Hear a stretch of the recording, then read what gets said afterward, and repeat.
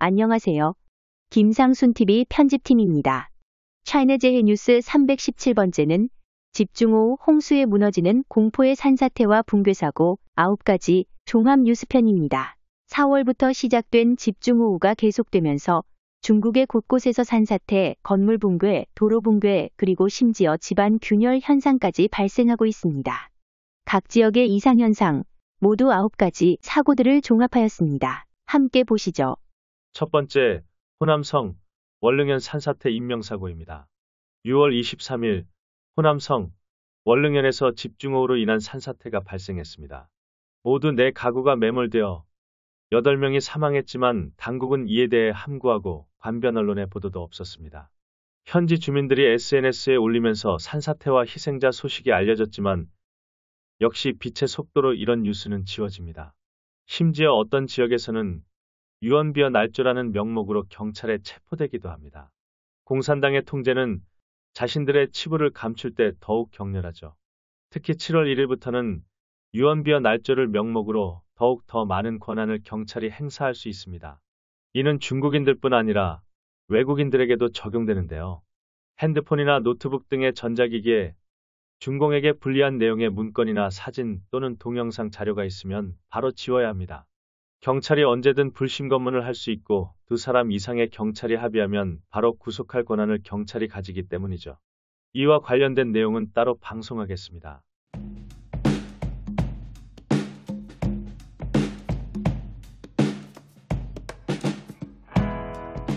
두 번째, 호남성 신황현 산사태 인명사고입니다.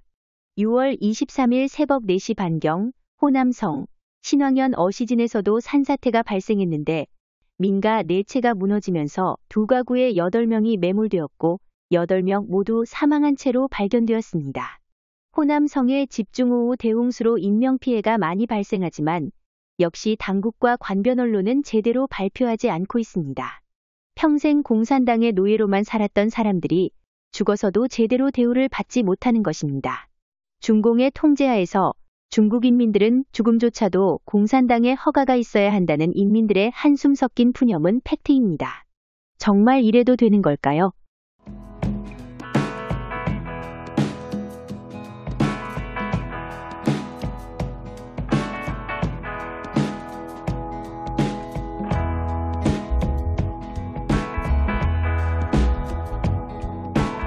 세 번째, 귀주성 계양현 주택단지 옹벽 붕괴입니다.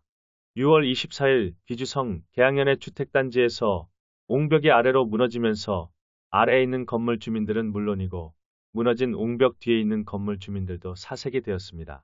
귀주성 지역은 대부분 높은 고산지대라서 주택가 역시 산비탈이나 경사가 심한 곳에 사람들이 주택이나 건물을 세워서 살고 있는데요. 위에 있는 높은 비탈의 건물들을 지탱해주는 옹벽과 도로가 아래로 무너지면서 언제 대형 사고가 발생할지 모르는 상황에 빠진 이곳 주민들은 이번 옹벽 붕괴로 멘붕 상태에 빠진 것입니다.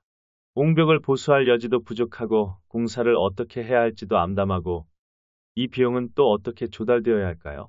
집중호우 홍수의 장마 시즌이 시작되었는데 과연 얼마나 버틸 수 있을까요? 보는 사람들도 아찔합니다.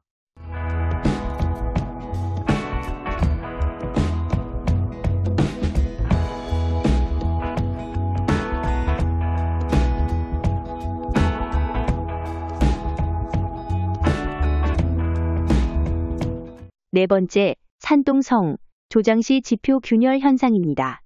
6월 24일 산동성 조장시의 농경지에서 갑자기 지표가 갈라지는 균열 현상이 발생했습니다.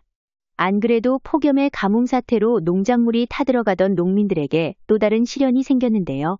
지진이 발생하지도 않았는데 도대체 무슨 일일까요? 대지진 전조 증상일까요?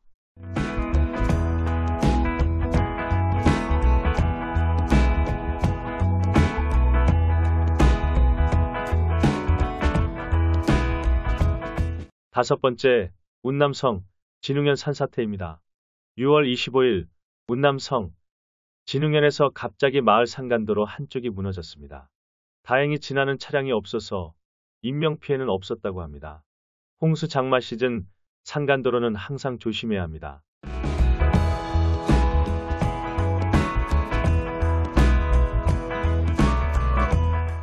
여섯 번째, 광동성 광주시 공사장 붕괴 인명사고입니다. 6월 21일 광동성 광주시 천부로에서 건물 공사를 하던 중 건물 외벽에 설치한 비계 구조물이 무너지면서 6명이 부상을 당하는 사고가 발생했습니다.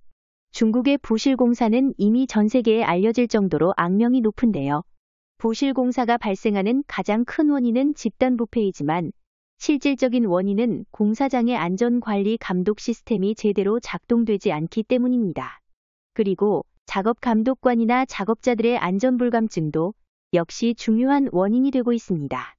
오로지 경험으로 공사를 진행하면서 안전에 대한 수칙이나 교육이 부재하고 사고를 예방해주는 안전망이나 안전장치를 소홀히 하기 때문에 공사 중에 불필요한 사고가 특히 많이 발생하는 것이죠.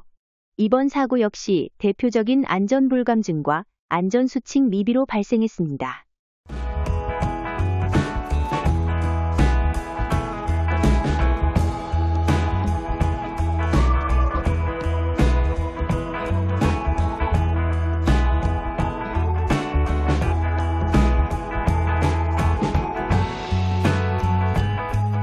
일곱 번째, 내몽고 후어하우터 전시관 붕괴입니다. 6월 9일, 내몽고 자치구 후어하우터에 있는 한 전시관 구조물이 붕괴되면서 주변에 주차된 차량이 파손되는 피해가 발생했습니다. 다행히도 지나가던 행인이나 주변 사람들의 인명피해는 없었지만 엉성한 구조물 설치가 결국 사고를 불렀습니다.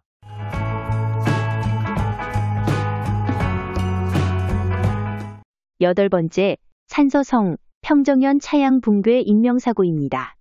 6월 10일 15시경 산서성 평정연 관산진 서구촌에서 마을 사람들이 사당에서 제사를 지내기 위해 설치한 대형 차양막이 갑자기 불어온 돌풍에 무너지면서 현장에 있던 9명이 부상을 당하는 사고가 발생했습니다. 이들은 모두 응급차에 실려 병원으로 후송했는데 9명 중에서 1명은 결국 치료 도중에 사망했으며 7명은 계속해서 병원에서 입원 치료를 받고 있고 1명만 치료 후에 귀가했습니다.